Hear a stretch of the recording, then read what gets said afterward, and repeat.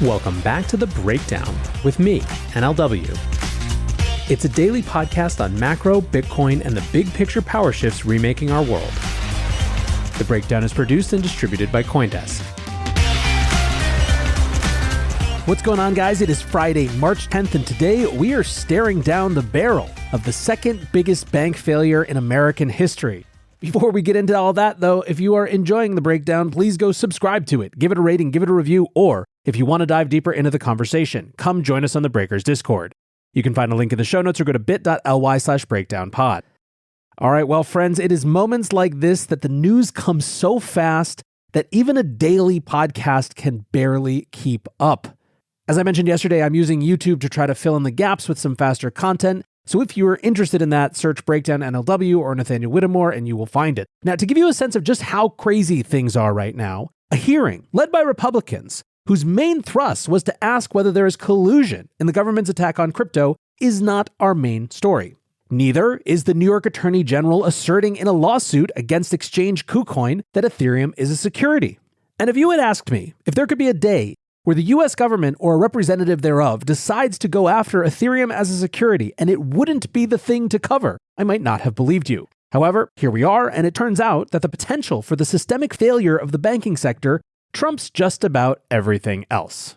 So for those of you who missed yesterday's show, this week, Silvergate Bank threw in the towel after a brutal last few months. The narrative for people who were outside of crypto was that this was just the inevitable consequence of being involved with such a risky, suspect industry. For folks in the crypto industry, the same people who were saying that previous argument needed to share a big part of the blame, especially Elizabeth Warren and a set of other senators with her who kept a barrage of angry public pressure on Silvergate, undermining confidence in it along the way. However, there was another piece of the bank's failure that was more structural, and that had to do with a mismatch between the liabilities of the bank, which were largely crypto company depositors, and the assets of the bank, which were held in a variety of fairly standard securities, including treasuries, municipal bonds, and mortgage-backed securities. The problem was that in a high interest rate environment, most of those assets were now worth less than they had been a year ago. That's the nature of the beast when interest rates rise and people can park money in higher yielding quote-unquote risk-free assets. Now, even this wouldn't necessarily be a problem if the assets were allowed to be held to maturity. The problem in this situation arises when the asset holder, Silvergate in this case, is forced to sell at a loss before those assets reach maturity. This is what happens when there's a bank run, and unfortunately, it is a painfully self-reinforcing reflexive cycle. For example, when Silvergate quarterly results showed a huge loss from having to sell assets to cover outflows, it further undermined confidence in Silvergate, which led to lower stock prices and further outflows, and you see where this goes from there.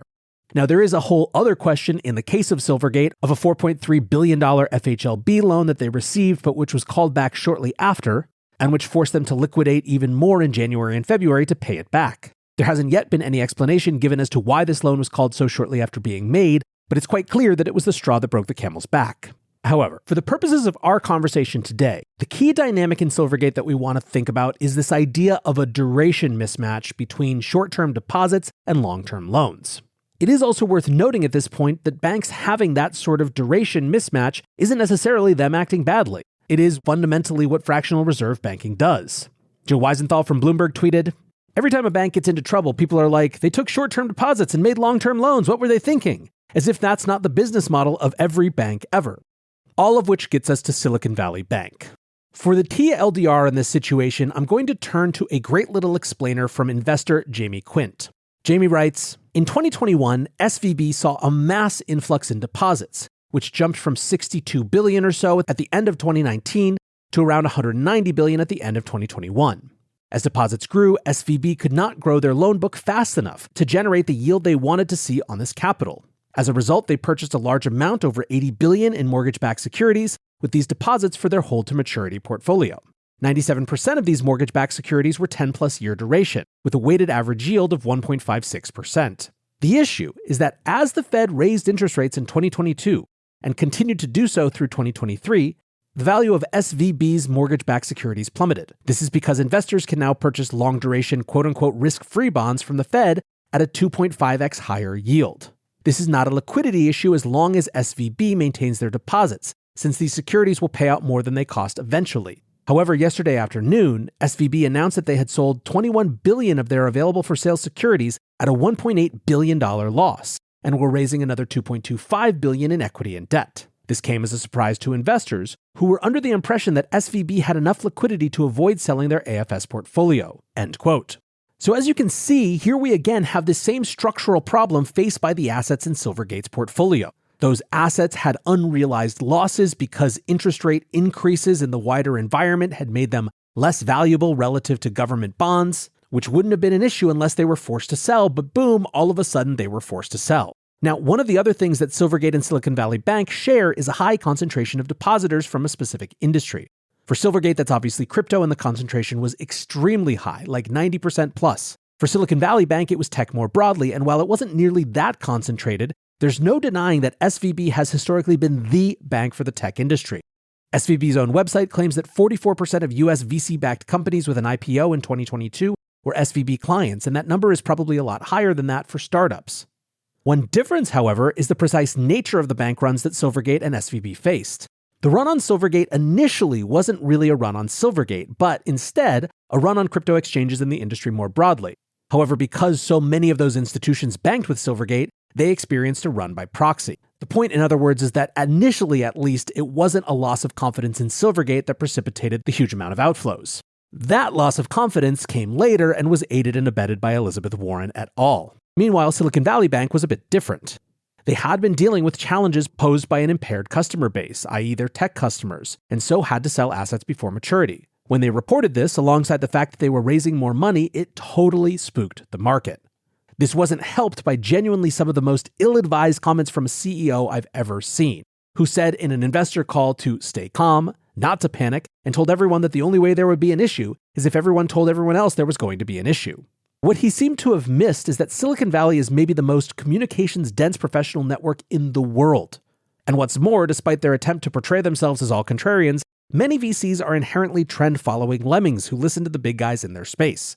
On top of that, every tech founder is friends with every other tech founder that they went through Y Combinator with, etc., etc., etc. And so, when yesterday afternoon some VCs like Union Square Ventures started advising their companies to try to get money out of Silicon Valley Bank, the message flew around like absolute wildfire. Reporters, VC influencers, everyone was on Twitter by the evening East Coast time saying that everyone they knew was trying to get their money out of Silicon Valley Bank to various levels of success. Completely outside of this podcast, my Instagram feed, WhatsApp, Telegram were all literally just full of founders and investor friends either trying to get their money out or trying to help companies they work with get their money out. Now, this wasn't the only reaction. Prominent investor Mark Suster was notable in trying to quell the calm. He wrote, "More in the VC community need to speak out publicly to quell the panic about SVB. I believe their CEO when he says they are solvent and not in violation of any banking ratios, and goal was to raise and strengthen balance sheet. I believe the biggest risk to startups and VCs and to SVB would be a mass panic. Classic runs on the bank hurt our entire ecosystem. People are making jokes about this. It's not a joke. This is serious stuff. Please treat it as such. I believe SVB is one of the 20 largest banks in the US. I do not believe the US government would like to see them fail. I know some have already withdrawn money. I know some are advising this. I know it's scary. More VCs need to speak up. It doesn't matter exactly what banking solutions are chosen. What matters is that we don't have or create mass hysteria." Now, I think Mark here was right in that 1, this is a deadly serious issue and not something to joke about, and that 2, to the extent cooler, calmer heads could prevail, it would be good. But the damnable thing about bank runs is that if you have a fiduciary duty, like you do if you're a startup founder or CEO, and there is a reasonable chance that your bank is going to fail, you have an absolute obligation to try to get your money out of there, even if you doing so marginally increases the chance that the bank fails because of it. This is brutal but true, and why this sort of contagion can spread so fast. Join CoinDesk's Consensus 2023, the most important conversation in crypto and Web3, happening April 26th through 28th in Austin, Texas. Consensus is the industry's only event bringing together all sides of crypto, Web3, and the metaverse. Immerse yourself in all that blockchain technology has to offer creators, builders, founders, brand leaders, entrepreneurs, and more. Use code BREAKDOWN to get 15% off your pass. Visit consensus.coindesk.com or check the link in the show notes. Now, there was one other subplot here, which is that some VCs were accusing other VCs of inciting the chaos to benefit their neobank portfolio companies who were competing with SVB. To the veracity of this, it is definitely the case that as startups are trying to get out of SVB, Neobanks like Mercury and others are scooping up depositors. But does that mean that investors are actively trying to incite the run to help those portfolio companies? I don't know, man. I haven't seen any evidence, and it seems like a pretty stupid idea to me. But of course, that doesn't mean it's not happening on some small level. By and large, however, I think that the bank run is being driven by startups who don't want to get caught with their assets locked, which unfortunately for those recognizing that bank runs are really, really bad is a super rational thing for them to do. Certainly when we woke up this morning, it was clear that markets had not gotten the memo to stay calm and not panic. SVB began the day down 60% overnight and had its stock trading almost immediately halted. The big blaring headline from CNBC, Silicon Valley Bank Financial in talks to sell itself after attempts to raise capital have failed. Walter Bloomberg reports Silicon Valley Bank tells employees there are conversations to determine next steps for the bank. Staff should work home until further notice. Now, the main speculated buyer has been JP Morgan, who some see as having long coveted the sort of tech clients that SVB has. This was aided and abetted by a JPM analyst note this morning, which said, "We would be buyers of SIVB shares at this highly attractive valuation.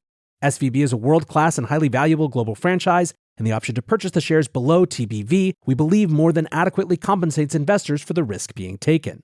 However, even that isn't looking super solid at the moment. At 10 a.m., Fox News' Charles Gasparino tweeted, "Scoop, investment banker with direct knowledge of the SVB bank run says the firm is for sale, but a complicating factor is mandatory Federal Reserve approval, which means it narrows the potential buyers dramatically, possibly to the big banks like JP Morgan and Bank of America, both of which might be hesitant to buy something and inherit its liability given their financial crisis experiences.